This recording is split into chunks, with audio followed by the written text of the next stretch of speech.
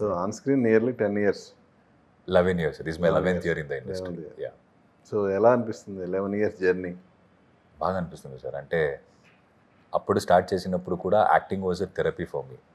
నాకున్న పర్సనల్ ప్రాబ్లమ్స్ని అంటే జనరల్గా ఉంటుంది కదా సార్, అందరికీ ఉన్న ప్రాబ్లమ్స్, ఫైనాన్షియల్ థింగ్, అది ఇది చాలా. I started working very early. I started when I was 14 అనమాట. So I started working very very early. And నేను ఎప్పుడూ అనుకోలేదు సినిమా ఇండస్ట్రీకి రావాలి, నేను యాక్టర్ అవ్వాలని నేను ఎప్పుడూ అనుకోలేదు. As a child I never thought that I'll be a actor. I think it's a destiny brought me here. So అప్పుడు the same what I wanted is I want to act అంతే. ఇప్పుడు కూడా మీరు అడిగితే I just want to act.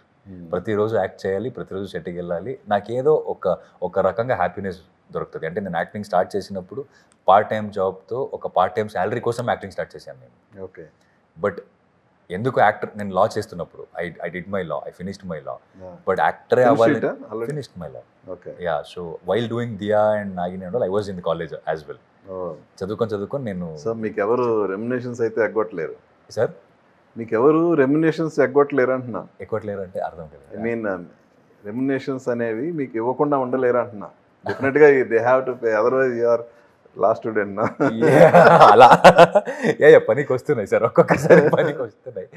And also some times ఏమవుతుంది, law student, నేను లా చదివాను అన్నప్పుడే మీరు చూసిన విధానం బదులైపోతుంది నన్ను జనరల్గా. బట్ యా, దట్స్ హౌ ఇది. అప్పుడు కూడా యాక్టింగ్ చేస్తున్నప్పుడు the only reason that I decided I'll be an actor is ఈ ఫీల్డ్ అయినా ఈ యాక్టింగ్ అయినా నాకు చాలా హ్యాపీనెస్ ఇస్తుంది.